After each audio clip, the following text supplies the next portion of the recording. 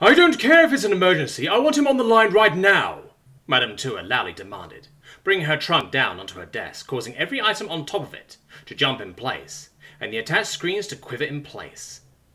They quivered just as much as the matriarch's assistant, who had flinched back from Tua's outburst and sank into herself, her ears rotating forward to cover her face. I'm sorry, Your Highness, but he isn't reacting to any of our attempts at making contact with him, she stammered meekly, and avoided looking at her boss as much as possible. There's nothing we can do about it, ma'am. Tua raised her trunk, warningly pointing at the camera, sending her picture to her assistant with one of its halves. Then get me somebody else, anybody in the inside, she imperiously ordered. She would have to handle this quickly, but for that she would have to talk to him. Surely somebody inside could carry a message to him. And may the will have mercy on you if so much as a hint of this reaches the public before we have the situation under control. Her assistant stared back at her with wide eyes, the panic apparently slowly starting to overwhelm her. But shouldn't we prepare for evacuation? She pressed out, the two tips of her trunk filling with each other. If he actually tampers with the gravity, He won't, Madame Tua stated firmly, interrupting the young woman. It's clearly an empty threat. Whatever it is he wants, he won't sacrifice the lives of an entire station for it. What we have to do now is avoid a panic. We can't have security be occupied with wrangling hysterics in a situation like this. And I'm a lot more worried about the lives of the people inside the facility, the ones he could harm without affecting everybody else. They are who we need to think of protecting right now. Her assistant seemed to be slowly calming down, taking some deep breaths, and letting her trunk sink again. And what about the human government? The young woman asked carefully. The matriarch made a pejorative sound. I looked away from the screen. Communication with the Orion Arm is still disrupted, and nobody knows when it will be fixed, she said contemplatively. It was a good thing, too. If not for that little precaution, she would have had a hard time finding an excuse not to contact the homeworld of a potential terrorist. I'm afraid we'll have to handle the situation on our own until contact can be re-established. The assistant swallowed visibly, turning her gaze towards the floor, meekly mumbling, Then what do we... But the matriarch interrupted her again. You will be taking the rest of the day off. I can see that the stress is already taking its toll on you, and I can't have you have a nervous breakdown, she commanded, in a firm but reassuring voice. I will let you know when you are needed again and handle things myself for now. You can rest. Better get her out of the way before she made things complicated. Besides, the wound really looked like she could collapse at any moment. Some rest would be good for her. But, ma'am, The assistant timidly tried to protest. However, the matriarch was having none of it. That was not a suggestion. Go rest up, she repeated. The young woman took a deep bow and nodded her head, saying, Yes, Your Highness, thank you and good luck. Success to you. Success to you, Tua repeated back at her, and with that she cut the connection. As soon as her screen was no longer showing her assistant's face, the matriarch let out a long, annoyed breath, rubbed two of her eyes with the tips of her trunk. Why was it always difficult? She was trying so hard to be nice, and this was the thanks she got? Well, there was no changing it now. If James didn't want to listen, she would have to make him listen. At least she already exactly knew who would be able to do just that. Although, as she searched through her folders for the still unfamiliar new contact, she did wonder just what happened for things to get to this point. With a metal clang, the smoke grenade James had filched from the sky impacted the ground. He wondered if the girl had noticed by now that she wasn't the only one who could pick pockets. The guards that had been accompanying the tour and had just ended an obviously perplexing call with their superiors, during which they had unsubtly thrown suspicious glances over at James and Conglorch every now and again, visibly unsettling their guide. James had taken this as a sign that things had been set into motion, and before the guards had a chance to actually process what was happening to them, their vision was obstructed by thick, white smoke, filling the room within fractions of a second. A cry of pain rang out behind him as James disappeared into the smoke. Quickly they reached for their weapons, but they were already too late. They just hadn't been ready. They were called in to ensure the protection of an ambassador who would expect their charge to attack them. And their charge wasn't just any attacker either. Before any of them could even start to acclimate to their new situation, James had already reached the smallest of the group. As a pursulang, just like Reprieve, except for a darker fur colour. He breached the smoke and immediately reached for the man's hands, holding him in place with gentle force. What are you? The guard started, but James was quicker. Sorry about this, he quickly said, and twisted the man's arms, slowly turning the weapons he was holding against their owner. It wasn't a great feeling, seeing panic rise up in the man's face, only half obscured by the smoke, as he slowly realised that his resistance was useless, and there was nothing he could do to prevent the inevitable outcome. But James had to swallow his trepidation. The man would be fine, and he had to worry about himself now. He had also learned from the mistakes of others, holding his breath and leaning as far away from the guard as possible as he forced the bottle of mace the man was holding into his face and pressed the trigger. With a loud hiss, the bottle's pressurized contents were sprayed out with high velocity, dousing the guard and covering his brown fur in red, sticky fluid. With a cry of pain, the man's attempts to escape James's grasp got more forceful and erratic as he tried to reach for his face and rub the chemicals out of his eyes. It wouldn't do him any good, but James released his hands anyway, leaving the man to collapse to the floor, where he lay writhing in pain, pressing his hands on his burning face. A pitiful sight, and James had to bite the inside of his cheek hard so that his resolve would not break as he heard the man's painful cries. He leaned down, quickly and silently taking the other weapons the man was carrying, including a taser and a much more potent handgun, off of him.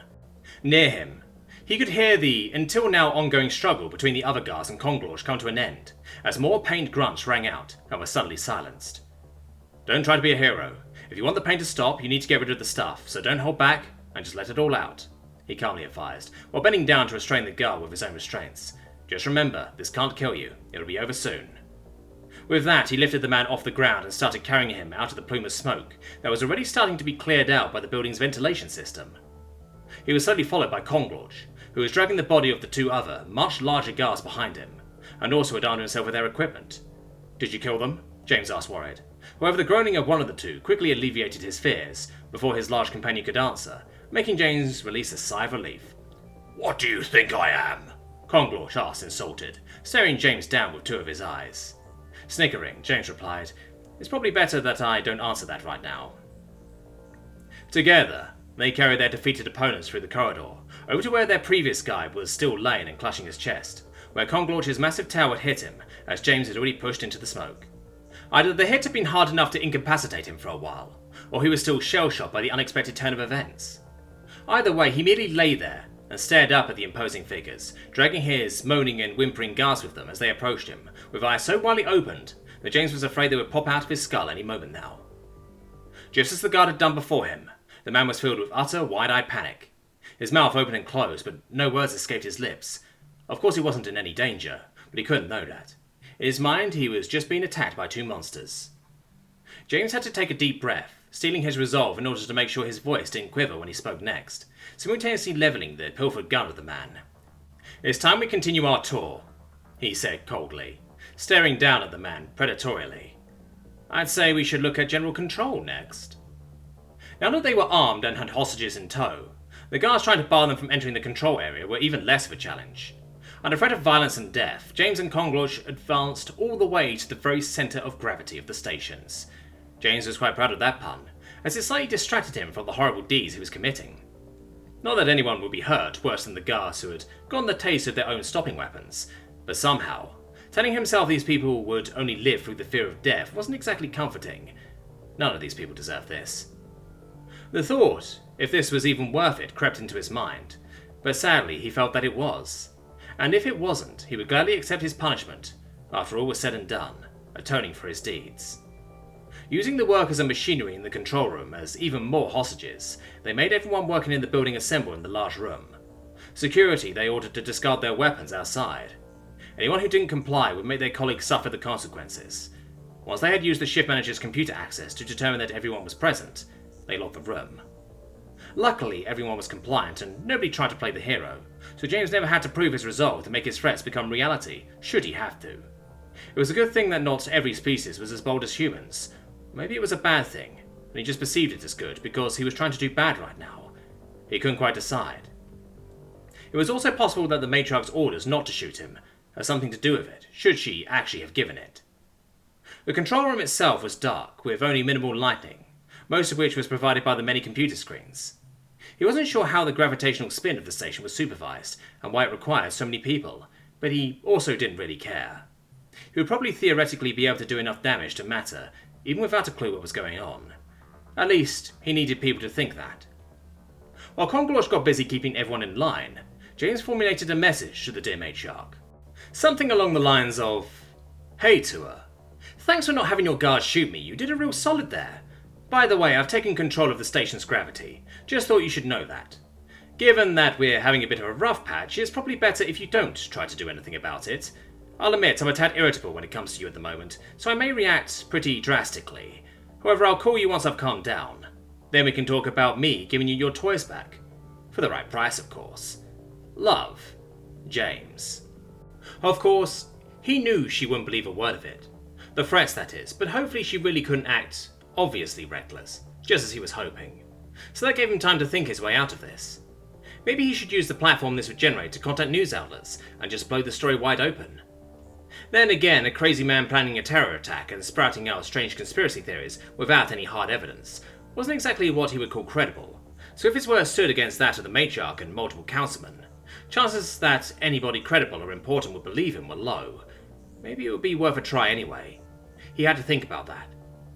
Or maybe he should just quit while he was ahead and use this leverage to get a ticket off the station and into human space for him and anyone who wanted to come along, where he could hand all of this off to someone else.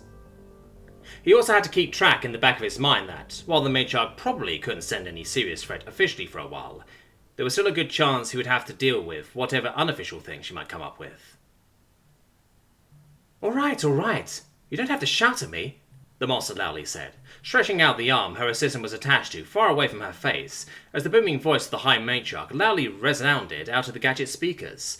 Then, apparently realizing too late who she was speaking to after a short delay, she quickly added, ma'am? She really was impossible. What's your tone, girl? The sharp hiss of the High Matriarch responded out of the speakers. I don't care how you talk to Uton, you will address me with due respect. Do I make myself clear? Despite the conversation being audio only, Reprieg and Shida both shot up, standing at attention, as the monster replied, Yes, ma'am. Good, the High Matriarch said. Then get going already. We may have been able to keep the response on the down low to avoid a panic for now, but no one can tell how long the floodgates will hold. And as soon as the wrong people catch wind of this, the damage will be done, so we soon won't have time to remain subtle anymore. I can only hope for your sake that it doesn't come to that. This is your one and only chance. Don't waste it. Understood, ma'am. We won't fail, the feline replied firmly, although the mask distorting her voice still made it sound awkward. Making a disdainful sound and without any kind of reply, the High Matriarch cut the connection. Reprieg looked at the feline with a measuring gaze, commenting, Speak for yourself. I've given up on making any progress with that freak a while ago. In fact, this would be the first successful mission concerning the freak we've ever done. The monster's face turned towards him, and although the mask hid her eyes from his view, he could still feel them pierce into him as she stared him down. Careful!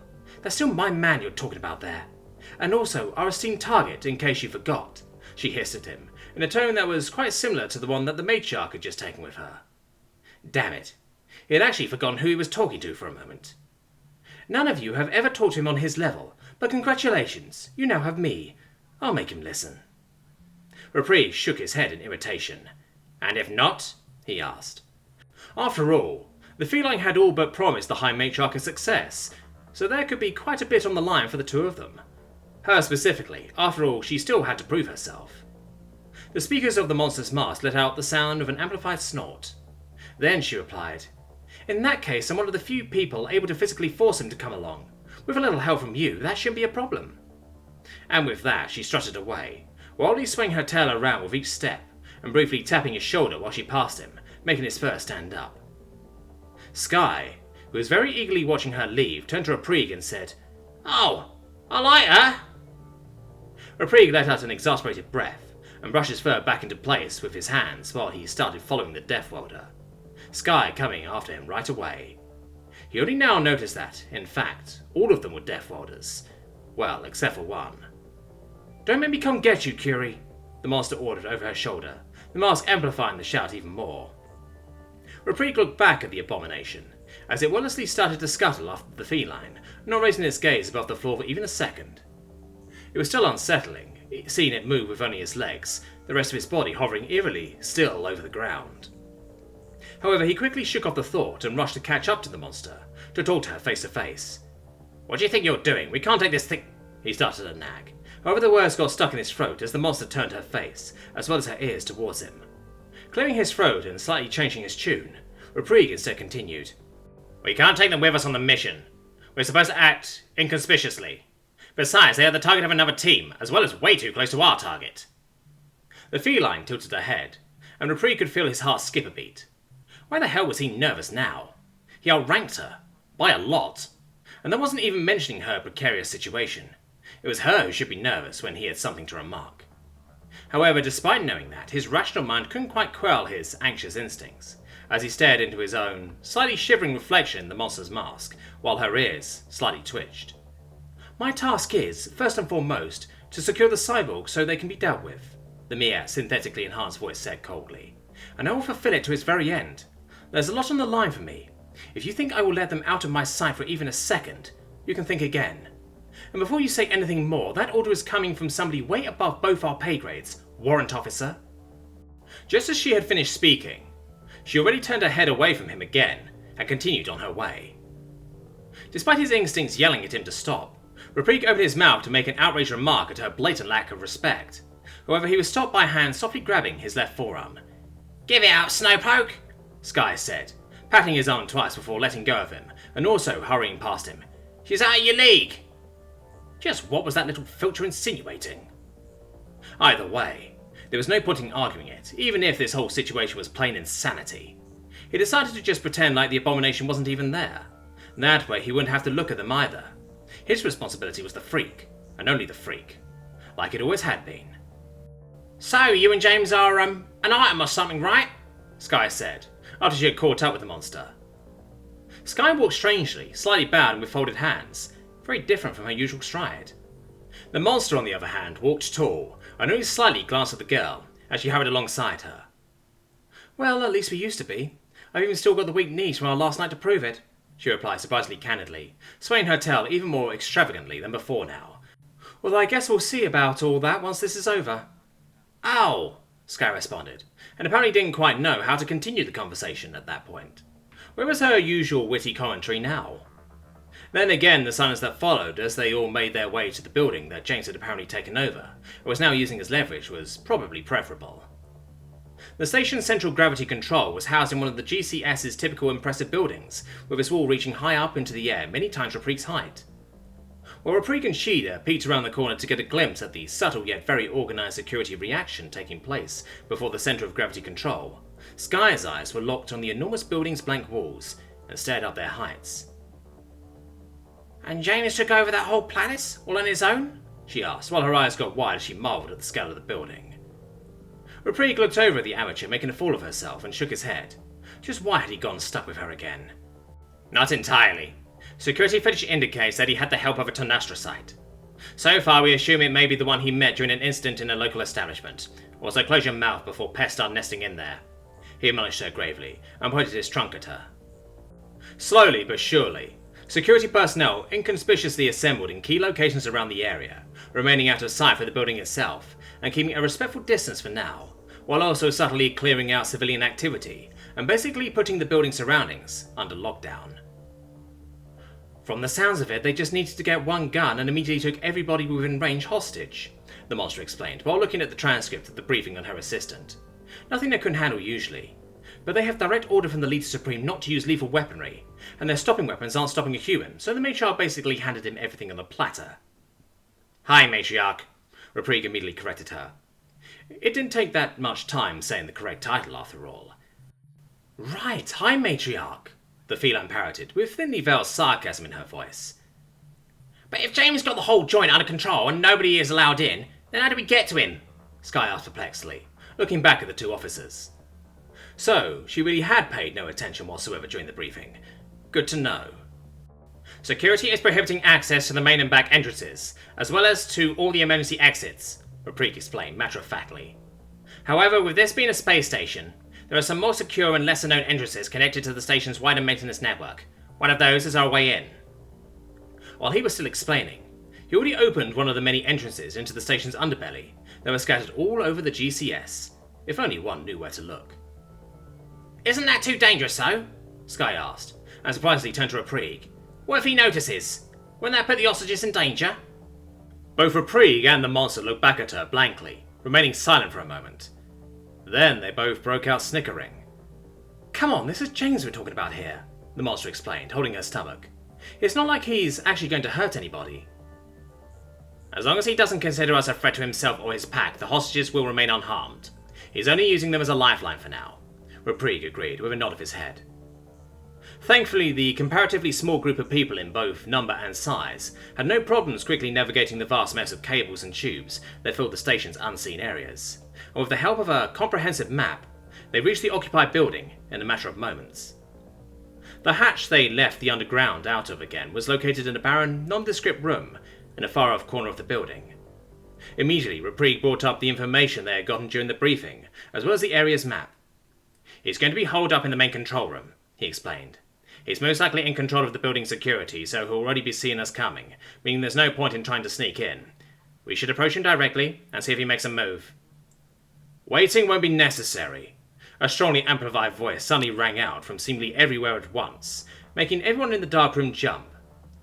James, how nice of you to greet us personally, Reprig replied into the empty room, while scanning for the camera that the freak would be watching them through. What can I say? I was raised to be a good host.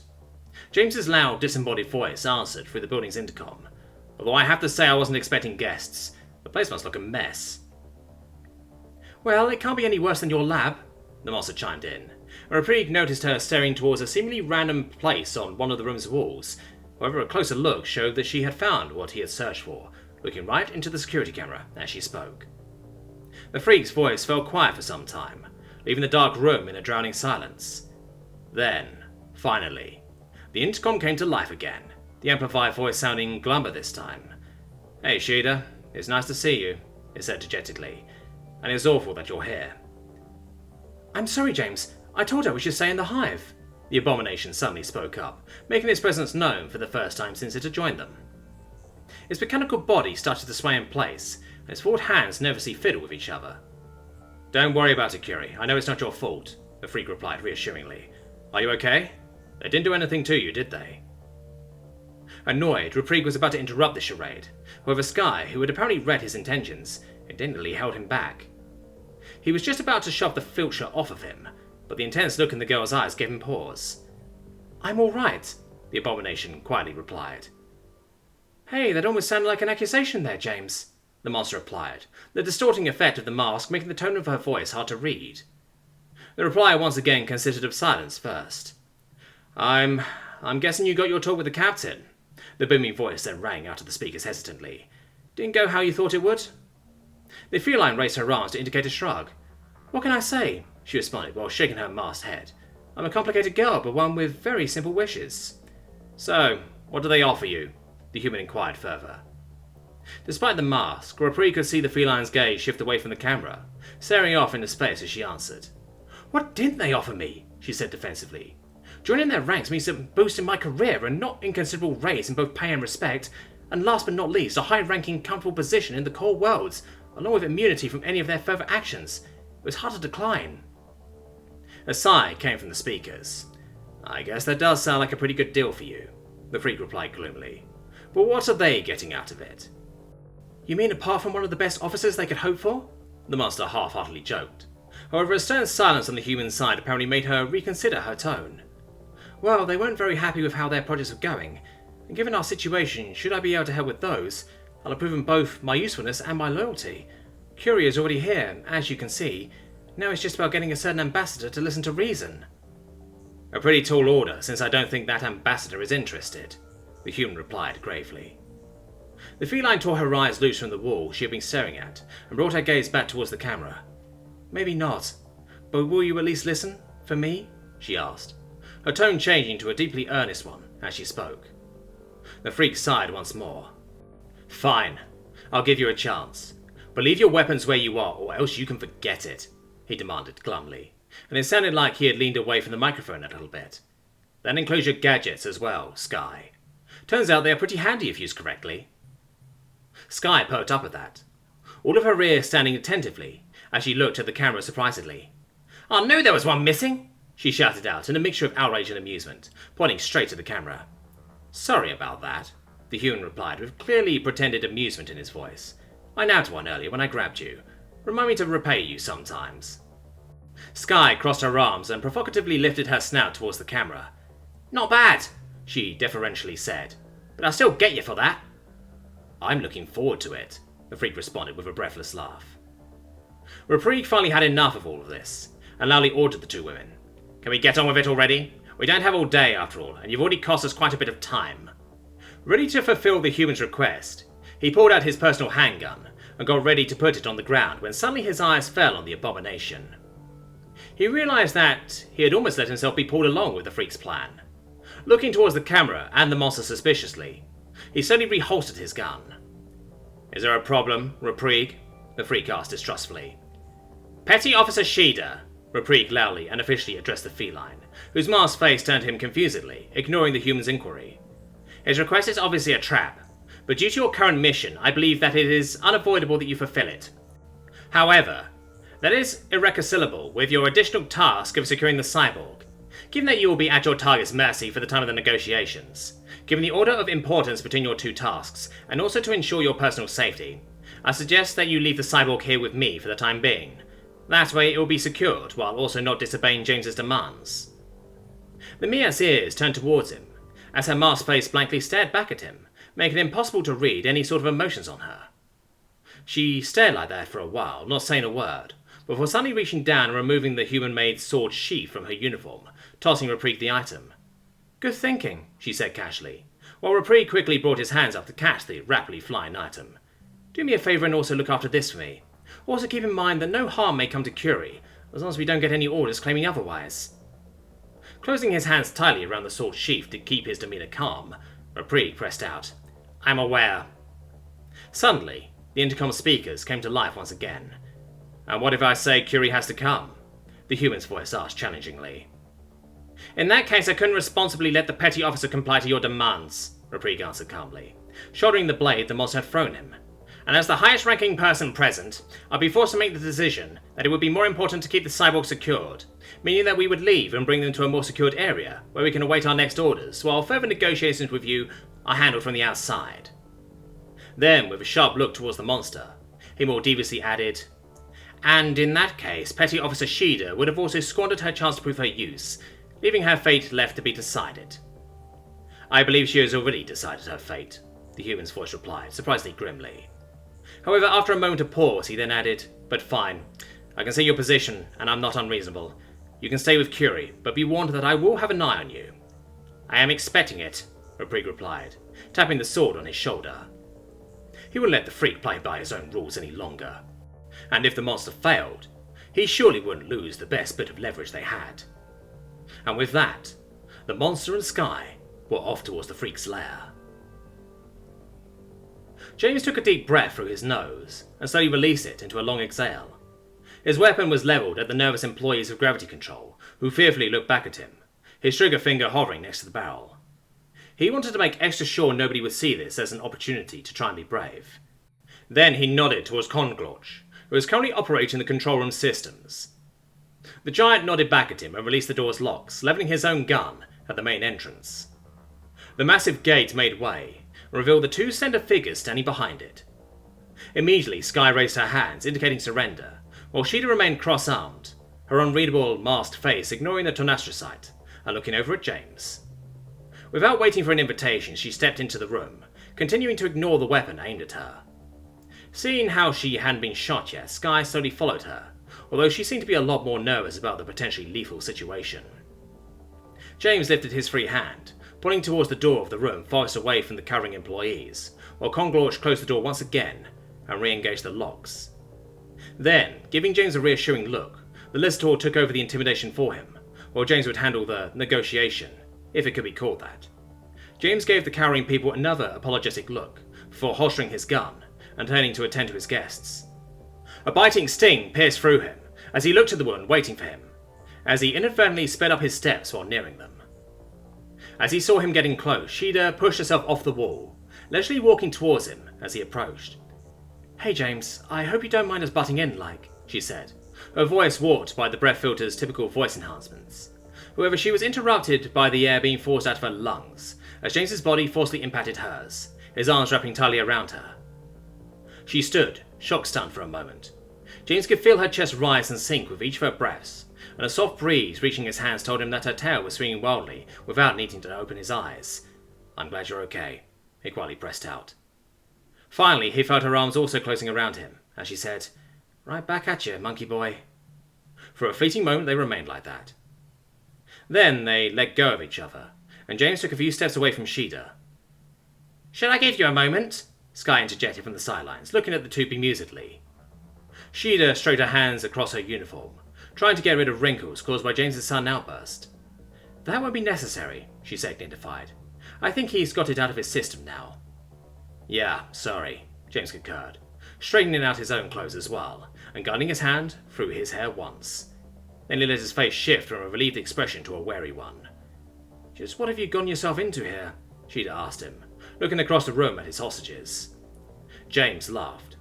"Well, I'm asking myself that as well," he said, while trying to avoid making eye contact with the reflection in his mask that Shida wore.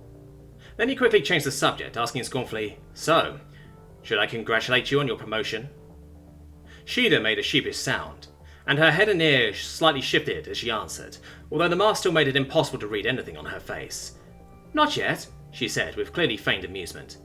"But if I get it, we can celebrate it together. You'd be around then, after all." Still one for jokes, although even she didn't seem to be in the mood for it either. "I guess you're right on that," James mused glumly. "Can we spare the small talk when you're on our side?" Sky awkwardly asked, clearly a bit overstrained with the current situation. "Not that I don't want to talk to you. We got a job to do." James and Shida both quietly stared at the girl for a moment. James was the first to break the silence as he answered, chuckling. "I'm sorry. You're right, of course," he said, crossing his arms and looking back at the woman. "And I appreciate your confidence, misplaced as it may be. All right then. I'm listening. Make your pitch."